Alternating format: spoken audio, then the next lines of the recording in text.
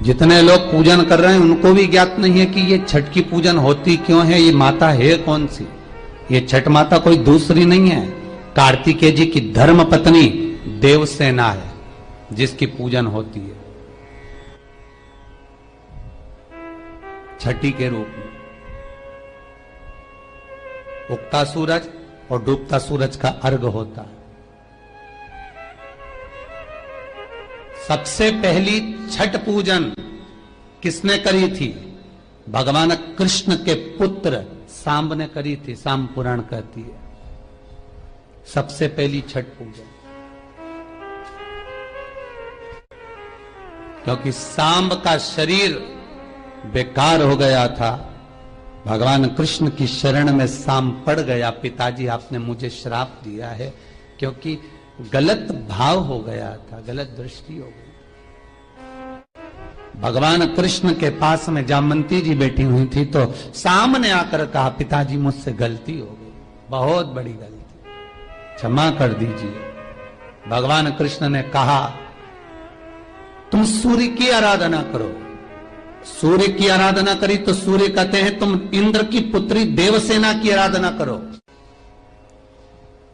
और कार्तिकेय जी महाराज की धर्म पत्नी देवसेना की जब आराधना सांब ने करना प्रारंभ करी, सूर्य को उगते को और डूबते को जब नमन करना प्रारंभ करा, अर्घ देना प्रारंभ करा, जल में खड़े होकर सांब तप साधना में डूबा रहता, सूर्य का स्मरण करता, देवसेना का स्मरण करता, तो देवसेना वहां प्रकट हुई। देवसेना ने कहा, मैं भगवान की छठी कला हूं, मैं भगवान देवताओं की छठी कला हूं, इसलिए जगत में मैं छठी के नाम से पूजी जाऊंगी। और महाराज, और वो छठ भी कोई साधारण नहीं।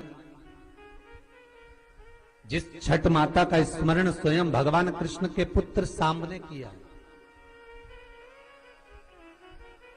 जिस छठी माता को स्वयं कार्तिकेय जी को दिया गया, पूरा विश्व, हमारे बिहार साइड के जितने भगत लोग होते हैं आज से व्रत का क्रम प्रारंभ कर देते हैं महाराज। 36 घंटे का ये व्रत रहता है छठ का।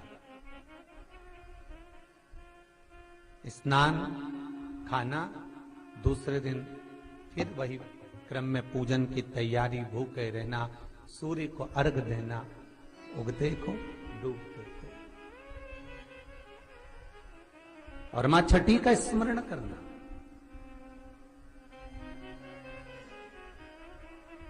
और ये कोई साधारण सा महीना नहीं है कार्तिक का महीना। जिस कार्तिक के महीने में माता लक्ष्मी का स्मरण कर रहे हैं, कार्तिक के महीने में गणेश का स्मरण कर रहे हैं, माता सरस्वती का स्मरण कर रहे हैं, भगवान शिव का स्मरण कर रहे हैं, ये वही कार्तिक का महीना है जिसमें भगवान शंकर और भगवान कृष्ण का, भगवान नारायण का मिलन हुआ था। अभी जो कार्तिक पूर्णिमा आएगी उसके एक दिन पहले हरिहर मिलन आता है, वैकुंठ चतुर्दशी, जिस दिन भगवान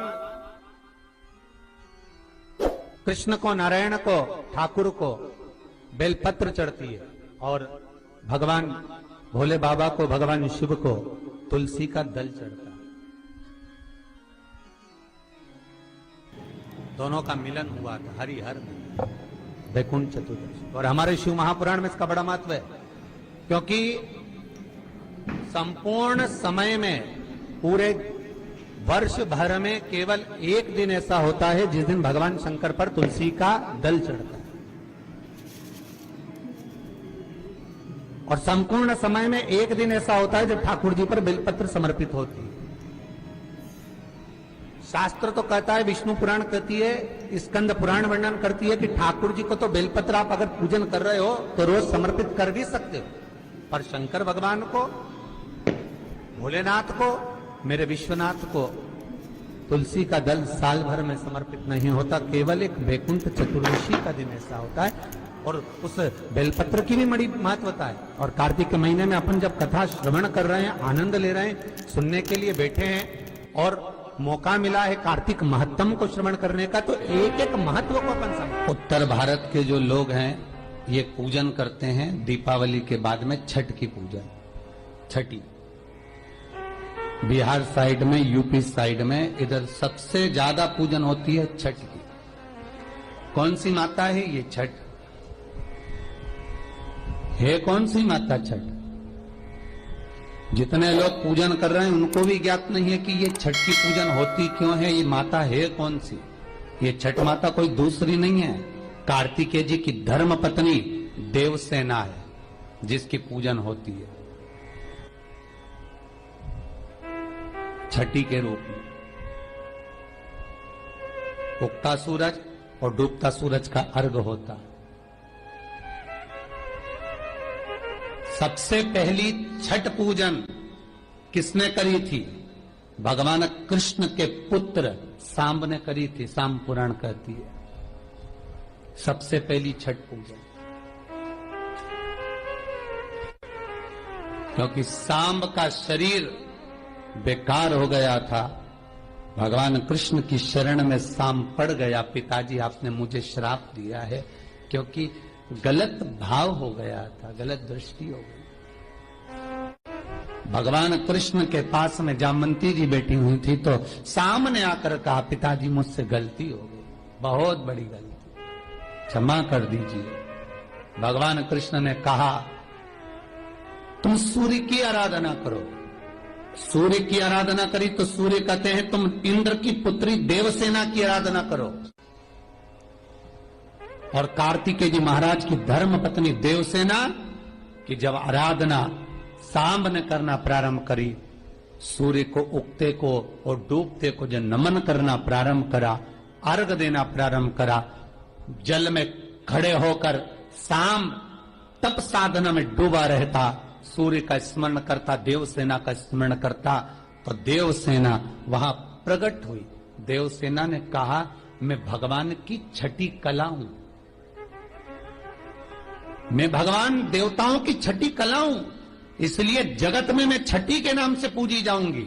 और सुन ए सांब, तूने मेरी आराधना करी है, मृत्यु लोक में जो मेरी आराधना करेगा वो जगत का सारा सुख भोगेगा, और तू भी चिंता मत करना, तू भी सर्व सुख भोगेगा। अब देखिएगा महाराज, शिव महापुराण की कथा कितना सुंदर वर्णन कर रही है कि एक लोटा पानी का फल क्या है। माताओं जरा आप ध्यान दीजिएगा।